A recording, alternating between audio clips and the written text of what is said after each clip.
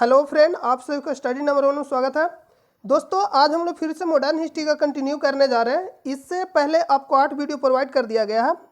अगर आप वीडियो को शुरू से नहीं देखे तो आप प्ले लिस्ट में जाकर आप वीडियो को शुरू से देख लीजिएगा। जो भी इंपॉर्टेंट क्वेश्चन रहता है मॉडर्न हिस्ट्री से संबंधित, उसका हम लोग डेली डिस्कस करते हैं। तो आप अगर अभी तक चैनल पर नए हैं, अगर चैनल को सब्सक्राइब नहीं किए तो चैनल को सब्सक्राइब कर लें और बेल आइकन को प्रेस कर दें और अपने दोस्तों पर इसे ज़्यादा से ज़्यादा शेयर कर दें। तो चलिए हम लोग वीडियो को शुरू करते हैं। और वीडियो शुरू करने से पहले आप अपने पास एक कॉपी और एक पेन रख ले। जो भी आपको बताया जाएगा उसको आप नोट डाउन करते जाएं। जो भी एग्जाम के पॉइंट ऑफ व्यू से इम्पोर्टेंट रहेगा उसको आपको यहाँ बताया जाएगा और आप नोट करते जाइएगा। एक पेन और कॉपी साथ में रखो, उसको नोट करते जाना। यहाँ सिर्फ आपको क्वेश्चन का आंसर नहीं बताएगा, जो भी उससे संबंधित जो आपके एग्जाम के लिए बहुत ही इंपॉर्टेंट होगा उसको यहाँ बताया जाएगा, आप उसे नोट करते जाइएगा। तो चलिए हम लोग वीडियो को शुरू करते हैं। और अगर अभी तक चैनल को सब्सक्राइब नहीं किया तो चैनल को सब्सक्राइब कर ले और बेल आइकन को दबा ले, ताकि आपको नोटिफिकेशन मिलते रहे टाइम टाइम पर। आपको डेली वीडियो सुबह में 7 से 8 बजे के बीच अपलोड कर दिया जाता है, जिससे आपको नोटिफिकेशन मिल जाएगा अगर आप चैनल को सब्सक्राइब कर लेंगे तो चलिए हम लोग वीडियो को शुरू करते हैं। आज का आपका पहला प्रश्न है अस्थायी बंदोबस्त। तो यहाँ एक शब्द है या अस्थायी बंदोबस्त। अस्थायी कहने का मतलब है कहीं भी अस्थायी रूप से मतलब रहना, जैसे मतलब परमानेंट सेटलमेंट, इसको इंग्लिश में बोलते हैं परमानेंट सेटलमेंट, तो इसको बोलते हैं अस्थायी बंदोबस्त। तो यहाँ एक शब्द है अस्थायी बंदोबस्त। अस्थायी बंदोबस्त ये लागू किसने किया, तो चलिए हम लोग इसके बारे में पूरा डिटेल जानेंगे। तो आप एक पेन और कॉपी रख लें अपने पास और इसको नोट डाउन करते जाए। तो चलिए हम लोग इसको बारे में जानते हैं कि अस्थायी बंदोबस्त होता क्या है और किसने लागू किया और कब लागू किया। तो चलिए हम लोग जानते हैं इसके बारे में। तो जो अस्थायी बंदोबस्त है ये आपका कर्नवालिस के समय में लागू किया गया था। कर्नवालिस में लागू किया था। तो कर्नवालिस का जो टाइम पीरियड था, तो हम लोग यहाँ नोट पॉइंट आप नोट डाउन करते जाइएगा। किताब और कॉपी एक बुक रख ले अपने पास, एक पेन और मतलब कॉपी, उसमें नोट डाउन करते जाइएगा। तो यहाँ हो गया कर्नवालिस। तो जो ये लागू किया था, किसने लागू किया था, कर्नवालिस में। अब यहाँ आया कर्नवालिस। तो कर्नवालिस का जो टाइम पीरियड था ये आपका 1785 से लेकर 1793 तक, जो इसका जो टाइम पीरियड था, कब से कब तक था, 1785 से लेकर 1793 तक, जो इसका टाइम पीरियड था ये आपका 1785 से लेकर 1793 तक। तो जो इसका इसमें जो भी पॉइंट है इसको हम लोग लिखेंगे और आप नोट करते जाइएगा। तो जी इस समय जो ये लागू किया था, जो अस्थायी बंदोबस्त लागू हुआ था, जो ये आपका अस्थायी बंदोबस्त है वो लागू किसने किया था, कर्नवालिस ने। जो इसको लागू कब किया था, 1793 में। जिसका जो टाइम पीरियड था लागू किया था वो जाते समय लागू किया था 1793 में। इसका जो इंग्लिश नाम है उसको बोलते हैं परमानेंट सेटलमेंट। इसका एक और नाम है जो आपको बुक पढ़िएगा, जैसे में जनरल बुक में नहीं दिया जाता, अगर आप स्पेशल कोई किताब पढ़िएगा बुक उसमें दिया जाएगा, जिसको हम लोग बोलते हैं इस्तमरारी। इसका जो सेकेंड नाम है उसको क्या बोलते हैं, इस्तमरारी। इस्तमरारी। इसको और एक नाम क्या है जिसको बोलते हैं इस्तमरारी बंदोबस्त। तो जो अगर इसी के समय में आपका हो गया द्वितीय आंग्ल मैसूर युद्ध, जो एक युद्ध हुआ था, जो 3 गो युद्ध हुआ था जिसके साथ, एक था प्रथम आंग्ल मैसूर युद्ध, द्वितीय आंग्ल मैसूर युद्ध और तृतीय आंग्ल मैसूर युद्ध और चतुर्थ आंग्ल मैसूर युद्ध। 4 युद्ध हुआ था, 4 युद्ध हुआ था, 3 युद्ध नहीं हुआ था। एक था प्रथम आंग्ल मैसूर युद्ध, द्वितीय आंग्ल मैसूर युद्ध और तृतीय आंग्ल मैसूर युद्ध और चतुर्थ आंग्ल मैसूर युद्ध। तो जो प्रथम वाला जो हुआ था आपका, जो आंग्ल मैसूर युद्ध था, ये आपका हो जाएगा, जो प्रथम जो आंग्ल मैसूर युद्ध था, फर्स्ट आंग्ल मैसूर युद्ध, जो ये प्रथम वाला हुआ था, ये आपका हो जाएगा 1767 से लेकर 69 के बीच में।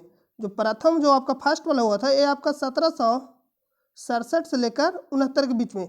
इसमें हैदर अली जीत गया था और अंग्रेज हार गए थे। और जो आपका सेकेंड वाला जो युद्ध हुआ था वो आपका हो जाएगा, जो सेकेंड आंग्ल मैसूर युद्ध हुआ था ये आपका हो जाएगा 1780 से लेकर 84 तक, 1780 से लेकर 84 तक, जिसमें हैदर अली की क्या मृत्यु हो जाती है। हैदर अली की मृत्यु कब होती है, आपका हो जाएगा 1782 में। 1782 में हैदर अली की मृत्यु हो जाती है। तो आपसे पूछता है किस आंग्ल मैसूर युद्ध में हैदर अली की मृत्यु हो जाती है, तो आपका हो जाएगा सेकेंड आंग्ल मैसूर युद्ध। और जो आपका तीसरा हुआ था वो आपका हो जाएगा 1790 से लेकर, जो थर्ड आंग्ल मैसूर युद्ध हुआ था ये आपका हो जाएगा 1790 से लेकर 92 के बीच में। और जो फोर्थ युद्ध हुआ था, जो चतुर्थ युद्ध हुआ था, वो आपका हो जाएगा 1799 में, जिसमें टीपू सुल्तान की मृत्यु हो जाती है। ये कब होता है? 1799 में, 1799 में, जिसमें टीपू सुल्तान की मृत्यु हो जाती है। इसमें से आपसे पूछता है, जो प्रथम वाला युद्ध हुआ था उसमें हुआ था मद्रास के संधि, और जो सेकेंड वाला हुआ उसमें हुआ था मंगलौर के संधि, और जो थर्ड वाला था उसमें हुआ था श्रीरंगपट्टनम के संधि, और जो चतुर्थ आंग्ल मैसूर युद्ध हुआ था उसमें हुआ था सहायक संधि। और सहायक संधि किसने लागू किया था? ये आपका हो जाएगा बेलेजली, जो 1798 में लागू करता है। तो इस प्रश्न में जो आपसे पूछा है तो आप इसे नोट डाउन करते जाइएगा। तो इसमें आपसे पूछा है अस्थायी बंदोबस्त 1793 के अंतर्गत जमींदारों से अपेक्षा की गई थी कि वे खेतीहरों को पट्टा जारी करेंगे। अनेक जमींदारों ने पट्टा जारी नहीं किया, इसका कारण था।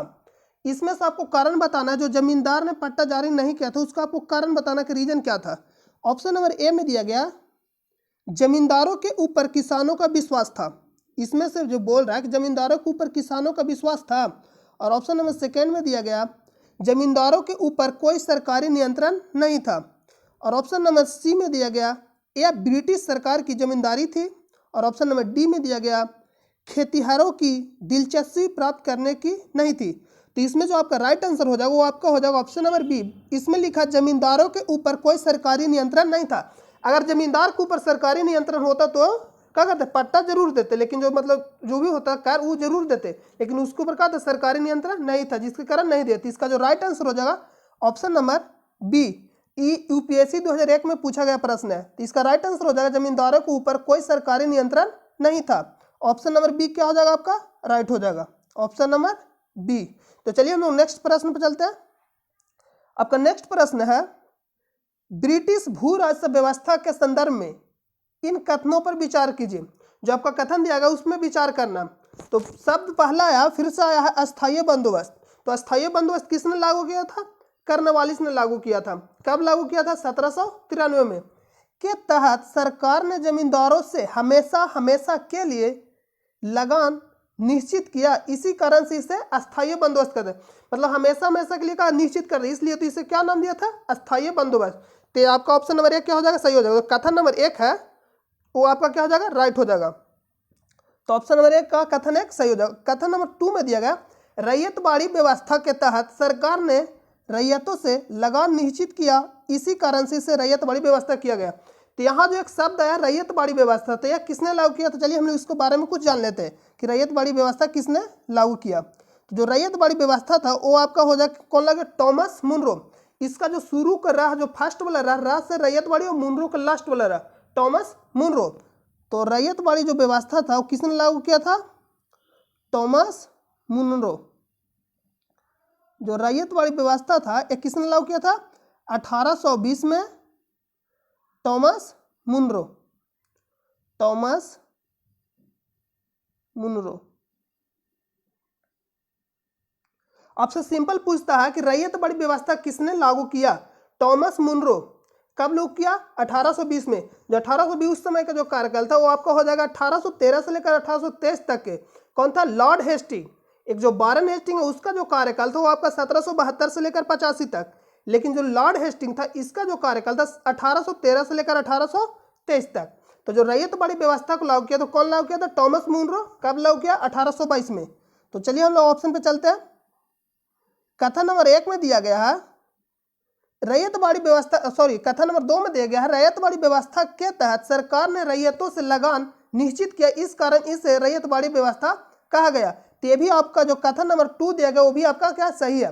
अगला महालबाड़ी व्यवस्था के तहत प्रत्येक खेत के आधार पर भू राजस्व निर्धारित नहीं किया गया, बल्कि प्रत्येक महाल मतलब होता है जागीर का एक भाग के अनुसार निश्चित किया गया, इसलिए यह व्यवस्था महालबाड़ी कहा गया। महाल कहने का मतलब जो गांव होता है उसको पहले मतलब महाल कहा जाता था, इसलिए गांव को इसलिए नाम दे दिया गया इसको महालबाड़ी, जो मतलब गांव में लागू किया गया था। जैसे आपका हो गया मध्य प्रदेश हो गया, आपका उत्तर प्रदेश हो गया, पंजाब हो गया, तो इसमें महालबाड़ी व्यवस्था। तो जो महालबाड़ी जो व्यवस्था यह किसने लागू किया? जो महालबाड़ी शब्द है तो माँ से महालबाड़ी और माँ से मैकिंजे, आप माँ से इसे कोरिलेट करके मतलब याद रख सकते हैं, माँ से महालबाड़ी और माँ से मैकिंजे। तो चलिए हम लोग मैकिन्जे कब लागू किया था इसको, जो इसको मैकिन्जे लागू किया था महालबड़ी व्यवस्था को, वो कब लागू किया था, जो इसको लागू किया था ये आपका 1822 में लागू किया था। कौन लागू किया था, मैकिन्जे। कब लागू किया था, 1822 में। और दोबारा से इसे 1833 में किसने लागू किया था, बर्थ ने लागू किया था। किसने, बर्थ ने। दोबारा से इसे कौन लागू किया था, 1833 में बर्थ। कब लागू किया था, 1833 में बर्थ के देखरेख में दोबारा से इसे लागू किया गया था, बर्थ।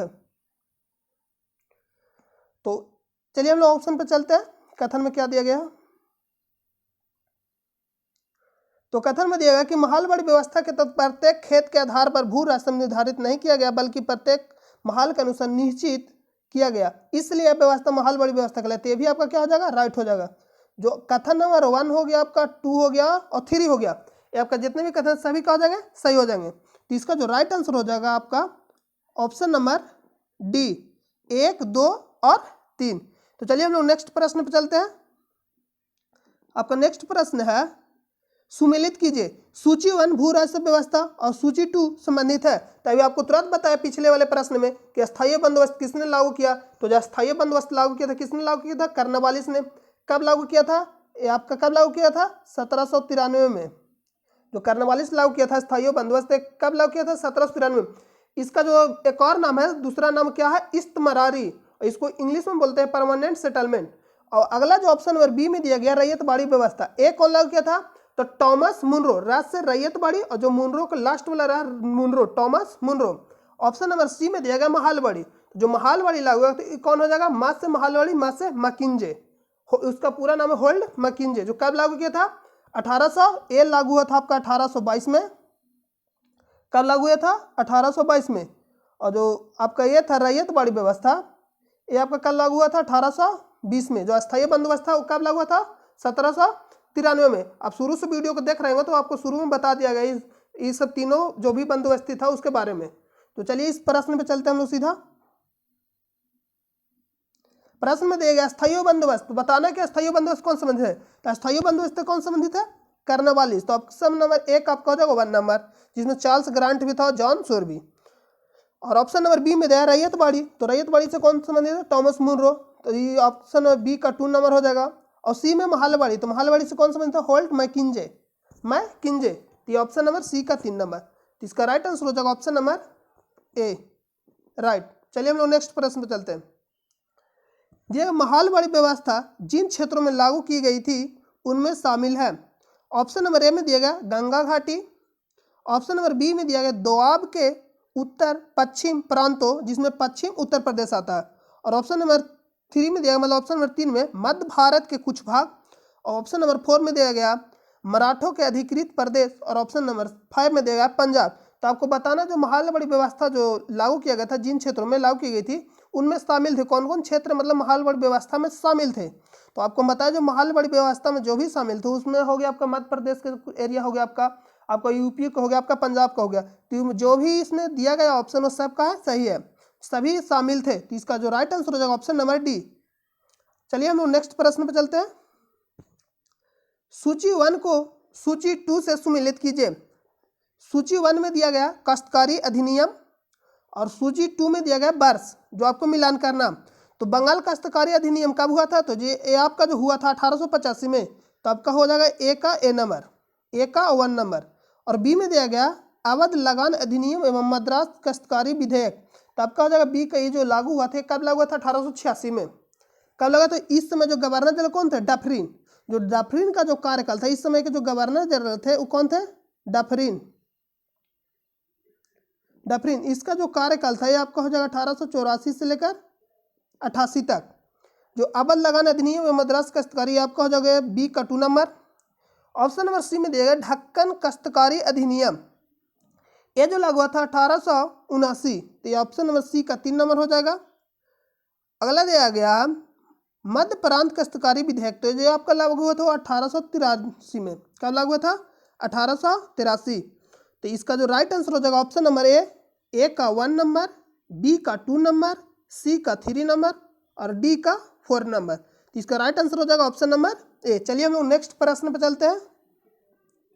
आपका नेक्स्ट प्रश्न है आधुनिक शिक्षा के संदर्भ में शिक्षा का माध्यम को लेकर उठे प्राच्य आंग्ल विवाद का अंत मैकाले के परपत्र जो कब लागू हुआ था 1835 से में लागू हुआ था से हुई। इसके अनुसार किस भाषा को, यहाँ देखना, किस भाषा को भारत में शिक्षा का माध्यम स्वीकार किया गया था। जो मैकाले ने जो परपत्र किया था, मतलब उसको में जो लागू किया गया था, उसमें किस भाषा को भारत में शिक्षा का माध्यम स्वीकार किया, तो उसमें लागू किया था जो अंग्रेजी को लागू किया था। किसको लागू किया था? अंग्रेजी को। तो इसका जो राइट आंसर हो जाएगा ऑप्शन नंबर डी। जो 1835 उस समय के गवर्नर जनरल कौन थे? तो उस समय का जो आपका गवर्नर जनरल हो जाएगा Lord Bentinck, Lord William Bentinck. जो आपका उस समय के जो गवर्नर जनरल थे वो कौन थे? William Bentinck. तो उस समय के जो गवर्नर, इनका जो कार्यकाल था ये आपका हो जाएगा 1828 से लेकर 35 तक। 1828 से लेकर 35 तक जो सती प्रथा का अंत हुआ था लॉर्ड विलियम बेटिंग और राजा राम मोहन के सहयोग से। और आपका ठगी प्रथा हो गया। और जो विलियम बेटिंग ये आपका हो जाएगा भारत के प्रथम गवर्नर जनरल। जो विलियम बेटिंग थे ये आपका भारत के प्रथम गवर्नर जनरल थे जो 1833 के चार्टर एक्ट के द्वारा बनाए गए थे। जो विलियम बेटिंग थे भारत के प्रथम गवर्नर जनरल एंड बंगाल के का थे, ये आपका बंगाल के अंतिम गवर्नर जनरल थे और भारत के प्रथम गवर्नर जनरल कौन? Lord William Bentinck. तो इसका जो आपसे पूछा गया है, इसमें आपसे पूछा गया है, तो इसका तो राइट आंसर हो जाएगा अंग्रेजी। जो मैकाले के परपत्र हुई थी इसके अनुसार किस भाषा को भारत में शिक्षा का माध्यम स्वीकार किया गया था, तो इसका राइट आंसर हो जाएगा ऑप्शन नंबर डी, अंग्रेजी। चलिए हम लोग नेक्स्ट प्रश्न पे चलते हैं। अगला प्रश्न है आपका भारतीय शिक्षा का मैग्ना कार्टा महाअधिकार पत्र कहा जाता है। तो आपको बताना है कि भारतीय शिक्षा का मैग्ना कार्टा किसे कहा जाता है।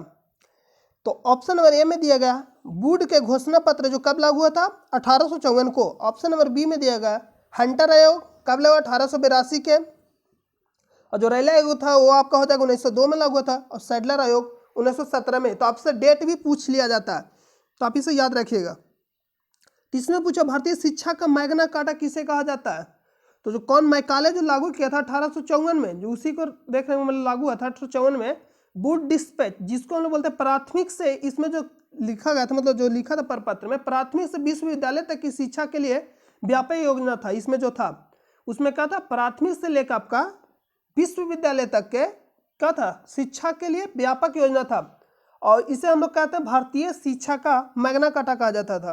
क्या कहा जाता था? भारतीय शिक्षा का मैग्ना कार्टा कहा जाता था। ये भारतीय शिक्षा का मैग्ना कार्टा। जो इसमें जो उच्च शिक्षा माना गया था, उस किसको माना गया था?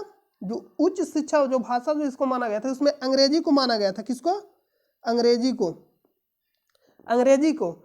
और इसी बोलते का देसी भाषा का विकास भी हुआ था, जिससे क्या हुआ था, इसी जो बोर्ड के जो घोषणा पत्र था उसी से क्या हुआ था, देसी भाषा का विकास हुआ था। और ग्राम स्तर पर जो पाठशालाएं खोले गए थे इसी के समय में। और आप एक जो का उत्तराखंड में रुड़की जो इंजीनियरिंग कॉलेज है, इसी के टाइम में जो प्रथम इंजीनियरिंग कॉलेज है आपका पड़ता उत्तराखंड में, रुड़की में इंजीनियरिंग कॉलेज खुला था। तो जो इसका जो राइट आंसर हो जाए ऑप्शन नंबर ए, वुड के घोषणा पत्र जो कब लगा था 1854 में। और जो बाकी जो ऑप्शन दिए गए इसमें आपसे सिर्फ ये पूछ लेता है कि शिक्षा से संबंधित आपने इस 4 गो में जो भी ऑप्शन जो 4 गो दिया गया उसमें से आपको कोई एक ऑप्शन दे दिया जाएगा और उसमें से पूछ लेगा शिक्षा से संबंधित कौन सा आयोग है। तो जो इसमें दिया गया आपसे पूछ लेगा शिक्षा से संबंधित कौन सा आयोग है। तो आपको याद रखना है सिर्फ कि हंटर आयोग कब लागू हुआ था, रेले आयोग कब लागू हुआ था और सैडलर आयोग कब लागू हुआ था। जो सैडलर आयोग था ये भी शिक्षा से संबंधित था, रेले भी शिक्षा से संबंधित था, हंटर आयोग भी शिक्षा से संबंधित था। जो हंटर आयोग लागू हुआ था आपका हो गया 1882 में और रेले आयोग 1902 में और सैडलर आयोग आपका 1917 में। जो 1882 के समय कौन थे, जो आपका हो जाएगा रिपन का कार्यकाल था। रिपन का जो कार्यकाल था ये आपका हो जाएगा, रिपन का इस समय का कार्यकाल था। जो रिपन का कार्यकाल था, चलिए हम लोग रिपन के बारे में कुछ जान लेते हैं। जो रिपन का कार्यकाल था ये आपका हो जाएगा 1880 से लेकर 84 तक। इसी के समय में भारत में नियमित जनगणना स्टार्ट हुआ था। कब स्टार्ट हुआ था? 1881 में नियमित जनगणना। और जो प्रथम और जो जनगणना किया गया था वो कब किया गया था? जो आपका जो प्रथम और किया गया था ये आपका 1872 में मेयो के कार्यकाल में किया गया था। किसके कार्यकाल में? मेयो के कार्यकाल में जो किया गया था। जो प्रथम और जनगणना किया गया था, आपसे पूछता कि प्रथम और जनगणना कब किया गया था? 1872 में मेयो के कार्यकाल में। जो मेयो का कार्यकाल था ये आपका 1869 से लेकर 72 तक था। तो जो आपसे प्रश्न में पूछा है वो प्रश्न में तो इस प्रश्न का आंसर हो गया ना। तो चलिए इसमें जो सैडलर आयोग का हम लोग बारे में बात कर रहे थे, जो कब लागू हुआ था 1917 में। तो जो 1917 में सैडलर आयोग लागू हुआ था उस समय गवर्नर जनरल कौन था? चेम्सफोर्ड। जो चेम्सफोर्ड का जो कार्यकाल था 1916 से लेकर 1921 तक, 1916 से लेकर 1921 तक किसका? चेम्सफोर्ड का कार्यकाल था, उस समय के जो गवर्नर जनरल थे। तो सैडलर आयोग इसलिए लागू किया था, जो कलकत्ता विश्वविद्यालय है उसको जांच के लिए सैडलर आयोग लागू किया गया था। किस लिए? ये भी शिक्षा संबंधित है। जो सैडलर आयोग लागू किया था कलकत्ता विश्वविद्यालय के जांच के लिए लागू किया था सैडलर आयोग। तो इसका जो राइट आंसर हो जाएगा इस प्रश्न का ऑप्शन नंबर है, वुड के घोषणा पत्र से। और बाकी जो भी ऑप्शन दिया उसको याद रखना किससे संबंधित है, तो ये सभी शिक्षा से संबंधित है। आपसे पूछ लेता है सिंपल कि शिक्षा से संबंधित कौन सा आयोग है, ऑप्शन में एक ऑप्शन दे दिया जाएगा। तो चलिए हम लोग नेक्स्ट प्रश्न पे चलते हैं। आपका अगला प्रश्न है, किसने 1911 में प्राथमिक शिक्षा को निःशुल्क एवं अनिवार्य बनाने वाला विधेयक इंपीरियल लेजिस्लेटिव काउंसिल में प्रस्तुत किया, जिसे प्राथमिक शिक्षा का मैग्ना कार्टा कहा गया? तो आपको बताना किसने इसको मतलब पेश किया था, प्रस्तुत मतलब किया था। ये जो इंपीरियल लेजिस्लेटिव काउंसिल है उसमें ऑप्शन नंबर ए में दिया Gopal Krishna Gokhale, option number B में दिया गया Lala Lajpat Rai, option number C में दिया गया महात्मा गांधी, और ऑप्शन नंबर डी में दिया गया सुभाष चंद्र बोस। तो इसमें से आपको बताना है कि किसने लागू किया था। इसका जो राइट आंसर हो जाएगा ऑप्शन नंबर ए। जो गोपाल कृष्ण गोखले थे, जो महात्मा गांधी के राजनीतिक गुरु थे। जो गोपाल कृष्ण गोखले थे कौन थे? महात्मा गांधी के राजनीतिक गुरु। और जो गोपाल कृष्ण गोखले के जो राजनीतिक गुरु थे वो आपका हो जाएंगे एमजी रनाडे। कौन थे? एमजी रनाडे, महादेव गोविंद रनाडे पूरा नाम है। तो ये किसका गुरु थे? राजनीतिक गुरु गोपाल कृष्ण गोखले का राजनीतिक गुरु। आपसे पूछता है महात्मा गांधी का राजनीतिक गुरु कौन है, तो आपका हो जाएगा गोपाल कृष्ण गोखले। अगर आपसे पूछेगा गोपाल कृष्ण गोखले का राजनीतिक गुरु कौन है, तो आपका हो जाएगा एमजी रनाडे, जिसको बोलते हैं महादेव गोविंद रनाडे। तो इसका जो राइट आंसर हो जाएगा option number A Gopal Krishna Gokhale. Lala Lajpat Rai की बात करें तो जो 1828 में जो साइमन कमीशन आया था, 1827 में बना था साइमन कमीशन, और जो आया था 1828 में प्रथम कहाँ आया था? बम्बई में, जिसको बोलते हैं मुंबई। तो जिसमें लाला लाजपत राय की मृत्यु हो गई थी। अगर हम महात्मा गांधी की बात करें तो जो इसमें आपसे पूछता किस गोलमेज सम्मेलन में महात्मा गांधी शामिल हुए थे, तो आपका जो सेकेंड वाला गोलमेज सम्मेलन था वो कब हुआ था? 1931 में, इरविन समझौता। जो इरविन समझौता जो सेकेंड वाला गोलमेज सम्मेलन उसमें शामिल हुए थे महात्मा गांधी। और जो महात्मा गांधी तो दांडी यात्रा किए थे, कब किए थे? तो आपका जो हो जाएगा 12 मार्च 1930 से लेकर 6 अप्रैल, चलिए हम लोग लिख लेते हैं इसको। जो दांडी यात्रा हुआ था वो आपका हो जाएगा जो 12 मार्च 1930 से लेकर 16 अप्रैल, 12 मार्च 1930 से लेकर 16 अप्रैल 1930 तक। कब तक हुआ था? 12 मार्च 1930 से लेकर 16 अप्रैल 1930 तक। तो इसमें जो हुआ था, जो टोटल दूरी कितना? 24 दिन लगा था। मतलब इसमें आपसे पूछता है कितने दिन तक यात्रा चलता है? 24 डेज। और इसमें जो टोटल दूरी था ये आपका हो जाएगा 390, कहीं कहीं 371 भी आपको मिल जाएगा किलोमीटर। कहीं किसी बुक में लिखा गया 371, किसी बुक में 390 लिखा गया। तो इस प्रश्न जो आपका राइट आंसर हो जाएगा वो हो जाएगा option number A Gopal Krishna Gokhale. और सुभाष चंद्र बोस जो फॉरवर्ड ब्लॉक की स्थापना किए थे, कब किए थे? 1939 में। तो चलिए हम लोग नेक्स्ट प्रश्न पे चलते हैं। चलिए आपका अगला प्रश्न है, शिक्षा से संबंधित आयोग समिति की पहचान करें। तो आपको सिंपल ही जो भी ऑप्शन दिया उससे आपसे पूछ रहा है कि शिक्षा से संबंधित कौन सा आयोग है। तो आपको याद रखना है शिक्षा से संबंधित जो भी आयोग है। आपसे इसमें पूछा हार्टोग समिति जो कब लागू हुआ था? 1929 में। ऑप्शन नंबर बी में दिया गया लिंडसे आयोग जो 1929 में लागू हुआ था। ऑप्शन नंबर सी में दिया गया ऑप्शन नंबर 3 में दिया गया सप्रू समिति जो कब लागू हुआ था? 1934 में। और ऑप्शन नंबर 4 में दिया सर्जेंट योजना जो कब लागू हुआ था? 1944 में। इसमें आपसे पूछ रहा है शिक्षा से संबंधित आयोग कौन सा है। जो भी दिए गए ऑप्शन सभी शिक्षा से, सिर्फ आपको सिंपल इसमें याद रखना है कि जो भी आयोग है, जो भी मतलब इसमें दिया गया आयोग है वो शिक्षा से संबंधित। आपसे पूछेगा लिंडसे आयोग किससे संबंधित है, तो आपको बताना है शिक्षा से संबंधित। आपसे पूछा सर्जेंट योजना किससे संबंधित है, तो शिक्षा से। जो भी मतलब दिया गया उसको आपको याद रखना है किससे संबंधित है। तो चलिए हम लोग नेक्स्ट पॉइंट पे चलते हैं, नेक्स्ट क्वेश्चन पे।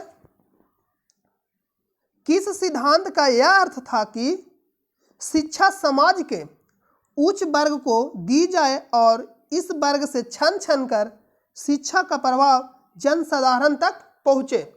तो ये कौन दिया था? मैकाले दिया था। कब? जो 1835 में लागू हुआ था, जिसको हम लोग बोलते हैं अधोमुखी निस्यंदन का सिद्धांत, जिसको इंग्लिश में बोला जाता है डाउनवर्ड फिल्ट्रेशन थ्योरी। फिल्ट्रेशन का मतलब होता ही है छानना। फिल्ट्रेशन कहने का मतलब जो उच्च वर्ग के लोग हैं उसका कलाम था, जो भी उच्च वर्ग के लोग हैं उसमें लागू किया जाए शिक्षा को। अंग्रेजी मतलब जो शिक्षा था उसमें लागू किया जाए उच्च वर्ग में, और उससे छन छन कर कहाँ तक आएगा? जो निम्न वर्ग के लोग हैं वहां तक आ जाएगा। जैसे हम लोग बोलते हैं जो भी हम लोग जो टू को मतलब फोटो को उच्च वर्ग को हम लोग चाहते हैं, उच्च वर्ग की तरह बनना चाहते हैं, तो उसका भी यही मानना था कि हम लोग उच्च वर्ग में लागू करेंगे इसको और धीरे धीरे कहां तक चल जाएगा? निम्न वर्ग तक चल जाएगा। इसलिए इसको क्या नाम दिया गया था? Downward filtration theory. फिल्ट्रेशन का मतलब ही होता है छनना। अब जैसे में गांव में अगर रहते हो तो आपको मतलब यूज होता है जैसे फिल्ट्रेशन मतलब छानने वाला फिल्टर, तो इसका फिल्ट्रेशन का मतलब क्या आता है? छन्ना। तो इसको बोलते हैं डाउनवर्ड फिल्ट्रेशन थ्योरी, जिसको हम लोग हिंदी में बोलते हैं अधोमुखी निस्यंदन का सिद्धांत, जो कौन लागू किया था? मैकाले लागू किया था। कब लागू हुआ था? 1835 में। तो इसमें से आपसे पूछा शिक्षा समाज के उच्च वर्ग को दिए जाए, तो अभी हम आपको बताया जो कि उच्च वर्ग में इसको लागू किया जाए और निम्न वर्ग तक आ जाए छन छन कर। तो उच्च वर्ग को दिए जाए और इन वर्ग से छन छन कर शिक्षा का प्रभाव जनसाधारण तक पहुंचे, तो इसको क्या बोलते हैं? तो इसको हम लोग बोलते हैं डाउनवर्ड फिल्ट्रेशन थ्योरी, जो कौन लागू किया था? मैकाले लागू किया था। कब लागू किया था? 1835 में। उस समय का जो कार्यकाल था, बेटिंग का भी कार्यकाल था, एक वर्ष के लिए कौन आया था? जिसको हम लोग बोलते हैं जो ऑकलैंड था, ऑकलैंड का जो कार्यकाल था 1836 से लेकर आपका हो जाएगा 1836 से लेकर 42 तक ऑकलैंड का जो कार्यकाल था। और जो इसका जो कार्यकाल है बेटिंग का जो कार्यकाल है 1828 से लेकर 1835 तक। तो इसमें आपसे पूछा जो सिद्धांत उसको क्या बोलते हैं? तो इसको हम लोग बोलते हैं अधोमुखी निस्यंदन का सिद्धांत, जिसको हम लोग इंग्लिश में बोलते हैं डाउनवर्ड फिल्ट्रेशन थ्योरी। तो इसका जो राइट आंसर हो जाएगा ऑप्शन नंबर ए, कौन लागू था? मैकाले। चलिए हम लोग नेक्स्ट प्रश्न पे चलते हैं। भारत में आधुनिक शिक्षा का जन्मदाता किसे कहा जाता है? तो ऑप्शन नंबर ए में दिया गया Charles Grant, option number B में दिया गया मार्समैन, और ऑप्शन नंबर सी में दिया गया विलियम जोन्स, और ऑप्शन नंबर डी में दिया गया जॉन मार्शल। तो आपको बताना कि भारतीय शिक्षा का जन्मदाता किसे जाता है? तो जो भारतीय शिक्षा का जन्मदाता है उसे चार्ल्स ग्रांट को कहा जाता है, जो सबसे पहले पर अग्रिम रूप से मतलब रूपरेखा अंग्रेजी को मतलब अंग्रेजी जो शिक्षा था उसको मूल रूप से सबसे पहली बार चार्ल्स ग्रांट ने क्या किया था? रूपरेखा तैयार किया था। इसलिए चार्ल्स ग्रांट को क्या कहा जाता है? शिक्षा का जन्मदाता कहा जाता है। तो इसका जो राइट आंसर हो जाएगा चार्ल्स ग्रांट। अगर विलियम जोन्स की बात करें तो विलियम जोन्स तो जो था बंगाल में एशियाटिक सोसाइटी की स्थापना कब किए थे? 1784 में। आपसे पूछता कि बंगाल एशियाटिक सोसाइटी की स्थापना किसने किए थे? तो आपका हो जाएगा विलियम जोन्स। कब किए थे? 1784 में। और विलियम जोन्स आपका जो हो गया अभिज्ञान शकुंतलम का अंग्रेजी में अनुवाद किया था। जो कालिदास की जो रचना है अभिज्ञान शकुंतलम, जो कालिदास की रचना क्या है? अभिज्ञान शकुंतलम, अभिज्ञान शकुंतलम, अभिज्ञान शकुंतलम।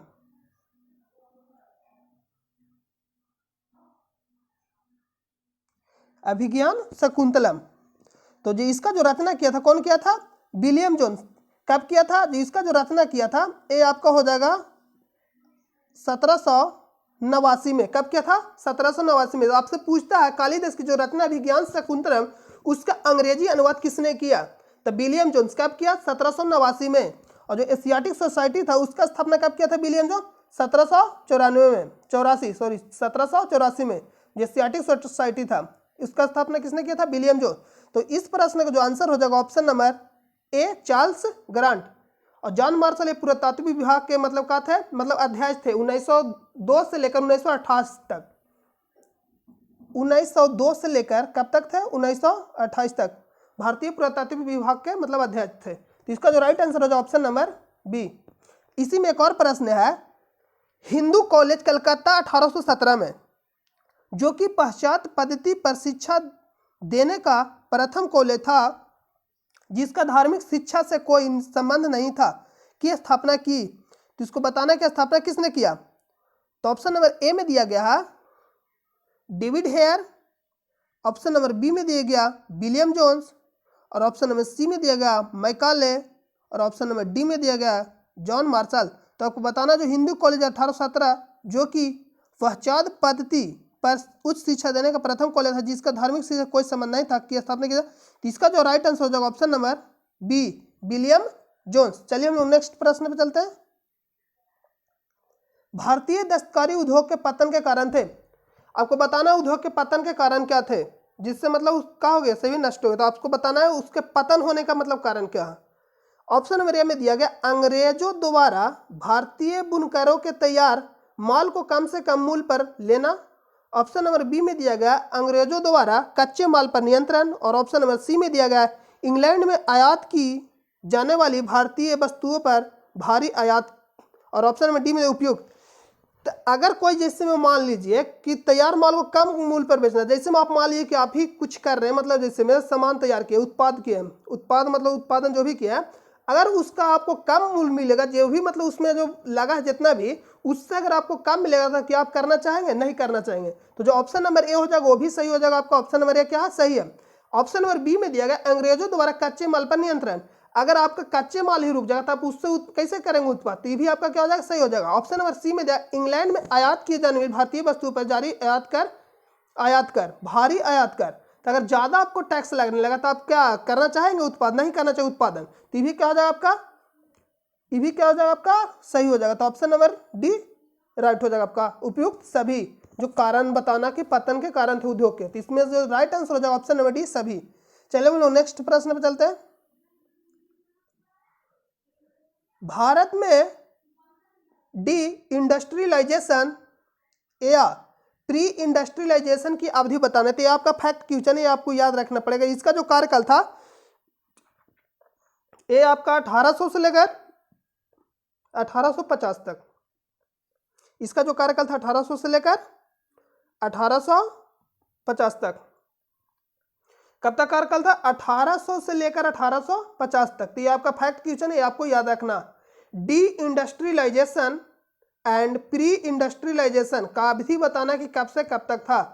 तो इसका जो अवधि था ये आपका 1800 से लेकर 1850 तक। तो इस प्रश्न से राइट हो जाएगा ऑप्शन नंबर बी। इसी में एक और प्रश्न है, भारत में आधुनिक उद्योगों की स्थापना कब आरंभ हुई। तो आपको बताना जो भारत में आधुनिक उद्योग था उसका जो स्थापना हुआ था कब प्रारंभ हुआ था। तो डलहौजी के समय में प्रारंभ हुआ था। जो डलहौजी का जो कार्यकाल था ये आपका 1848 से लेकर 1856 तक, इसी के समय में प्रथम बार रेल चलाया गया था। कब से कब तक चलाया गया था? जो 16 अप्रैल 1853 को चलाया गया था। कहां से कहां तक चलाया गया था? तो मुंबई से थाने, मुंबई से थाने, मुंबई टू थाने। जो दोनों के बीच में जो दूरी था ये आपका 34 किलोमीटर दूरी था। कितना था? 34 किलोमीटर। इसमें आपसे पूछ रहा भारत में आधुनिक उद्योगों की स्थापना कब आरंभ हुई। तो ये जो आरंभ हुआ था 1850 ईस्वी में। तो इसका राइट आंसर हो जाएगा ऑप्शन नंबर डी 1850 ईस्वी में। और जो लॉर्ड डलहौजी था भारत के अंतिम गवर्नर जनरल था। कौन? लॉर्ड डलहौजी। ये भी आपको याद रखना कि भारत के अंतिम गवर्नर जनरल कौन था? तो लॉर्ड डलहौजी, जिसका जो कार्यकाल था 1848 से लेकर 1856 तक। अगर आपसे पूछेगा कि भारत के प्रथम गवर्नर जनरल कौन थे तो आपका हो जाएगा विलियम बेटिंग, जो बनाया गया था 1833 के चार्टर एक्ट के द्वारा। तो चलिए हम लोग नेक्स्ट प्रश्न में चलते हैं। उम्मीद है कि आपको समझ में आ गया होगा। चलिए हम लोग नेक्स्ट प्रश्न पे चलते हैं। अगला आपका प्रश्न है, भारतीय बुनकरों की दयनीय हालत पर किस गवर्नर जनरल ने टिप्पणी की कि इनका दुख दर्द समूचे इतिहास में अतुलनीय है। क्या है? अतुलनीय है। कपड़ा बुनकरों की हड्डियों से भारत की धरती सफेद हो गई। तो इसमें जो ऑप्शन नंबर ए में दिया गया lord Cornwallis, option number B में दिया गया विलियम बेटिंग, और ऑप्शन नंबर सी में दिया गया लॉर्ड डलहौजी, और ऑप्शन नंबर डी में दिया गया लॉर्ड कैनिंग।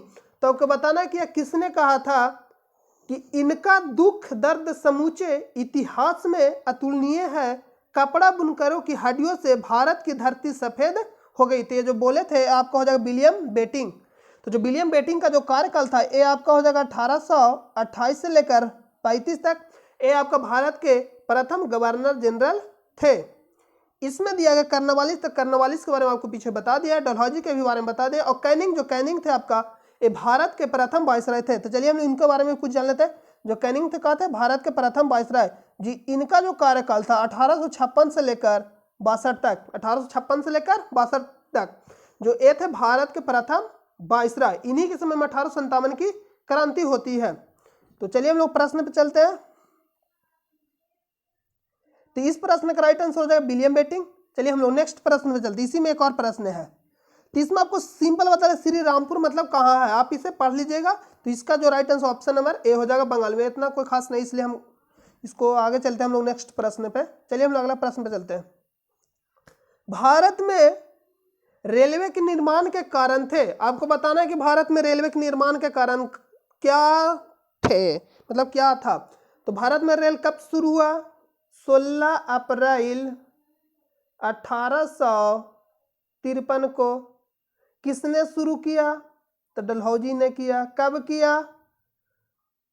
तो कब किया था? 16 अप्रैल 1853 को। कब किया था?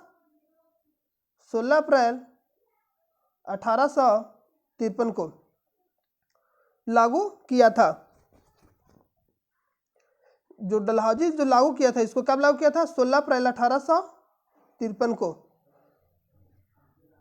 सॉरी 88 लिख दिए इसमें, यहाँ 53 आपको हो जाएगा, यहाँ 88 नहीं होगा,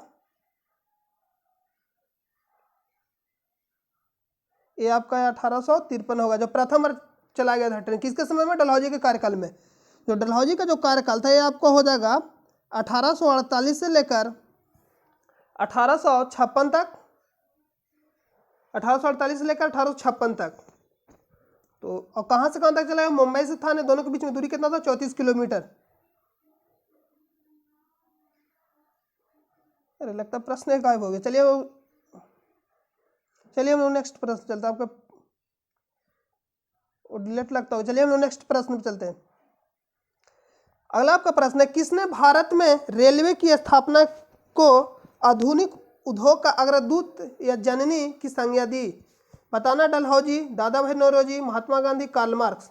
तो इसका जो राइट आंसर हो जाएगा कार्ल मार्क्स। ये जर्मन के थे, ये जर्मनी के मतलब थे। जो कार्ल मार्क्स कहाँ थे? जर्मनी से बिलोंग करते थे। डलहौजी के बारे में आपको बता दिया है। जो दादा भाई नौरोजी थे, आपको भारत के वयोवृद्ध पुरुष के नाम से जाने जाते थे।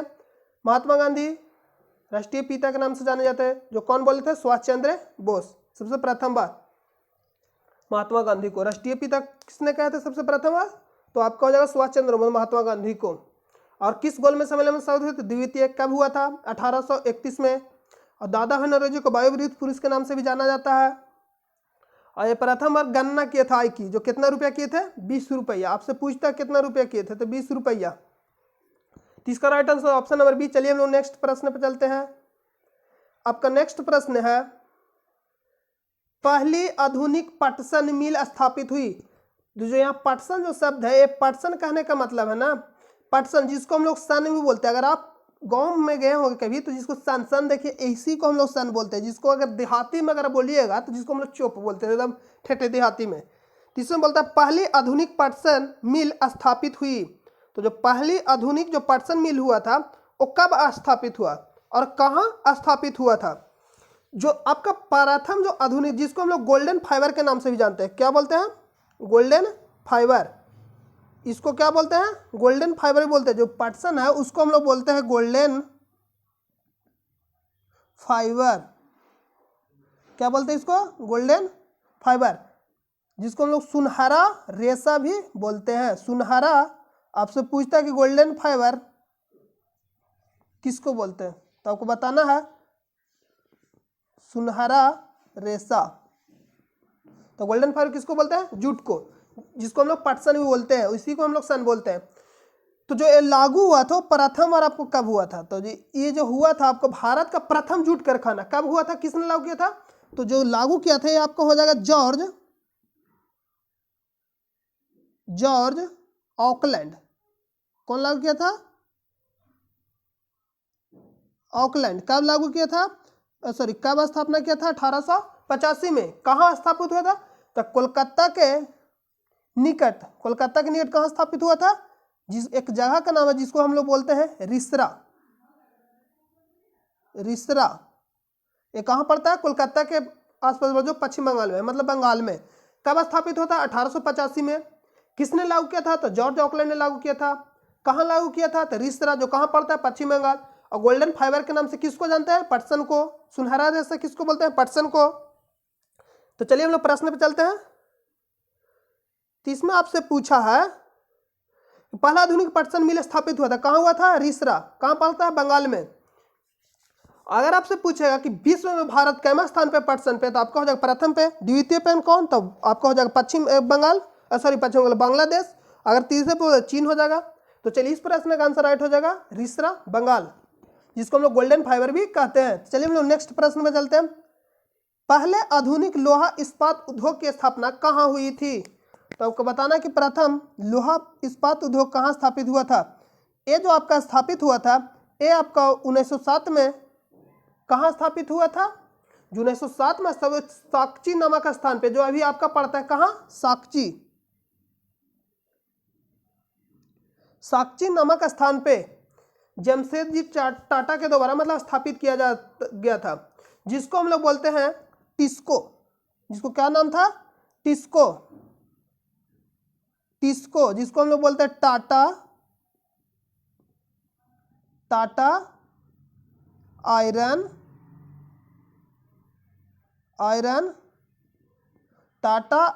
एंड